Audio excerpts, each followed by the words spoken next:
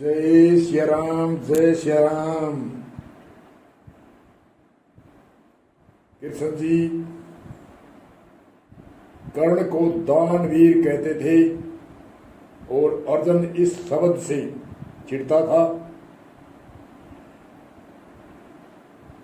और पहले पूर्व सूत्र में बताया था 5 बाण पांडवों को मारने के लिए परशुराम से वरदान से कर्ण ले आया था और कुंती माता को संकल्प करके पांडवों पर बाण नहीं चलाने का संकल्प दिया।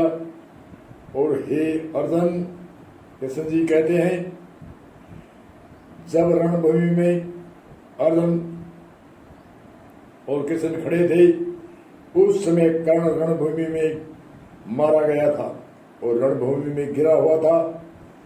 और कृष्ण जी की आवाज आई कि कर्ण सूरवीर, ज्ञानवीर, दानवीर मारा गया। कर्ण दानवीर रणभूमि में मारा गया। ऐसे कृष्ण जी ने कि मुख से मुखारबिंद से आवाज आई। अर्जुन ने कहा, हे स्वामी, अब क्या कर सकता है? अब तो ये इनके प्राण पखेरु 15-20 मिनट में उड़ने वाले हैं। कृष्ण जी ने कहा, अभी भी वह यह कुछ दे सकता है, मरते मरते भी दे सकता है, इसलिए मैं इनको दानवीर कहता हूं। अर्जुन ने कहा, क्या दे सकता है? तो कृष्ण जी तो बड़े परमात्मा की शक्ति नैमित्तिक उदार महापुरुष थे। उन्होंने भेष बदला, ब्राह्मण का भेष बदल करके कमंडल हाथ में लेकर के, और कर्ण जहां रणभूमि में उसके प्राण पखेरु उड़ रहे थे, उनके गदा आदि से अनेक तरह से उनके शरीर में पीड़ा हो रही थी। और कृष्ण जी ने जोर से कान में आवाज लगाकर कहा, हे क्षत्रि दानवीर, मुझे सोने का दान चाहिए, मैं ब्राह्मण हूं। तो कर्ण ने इधर उधर हाथ मारा, एक बड़ा पक्का पत्थर का ढेला लिया और दांत के चारों दांतों के जोर से मारा। चारों दांत निकल गए और चारों दांतों को कमंडल में डाल दिया।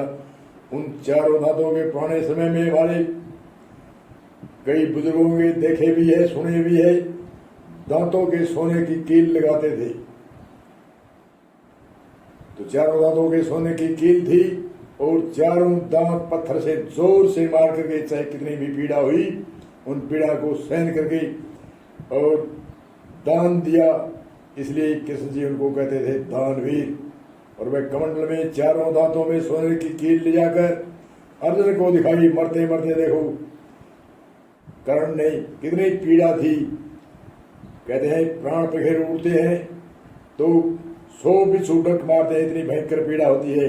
फिर भी कर्ण ने एक ढेले से अपने चारों दांतों को तोड़कर मेरे कमंडल में डाल दिए। इन चारों दांतों में सोने की कील है। दान तो दान ही होता है, चाहे सोना थोड़ा हो चाहे अधिक। इसलिए हे अर्जुन, मैं इसलिए कर्ण को इसलिए ही दानवीर कहता हूं।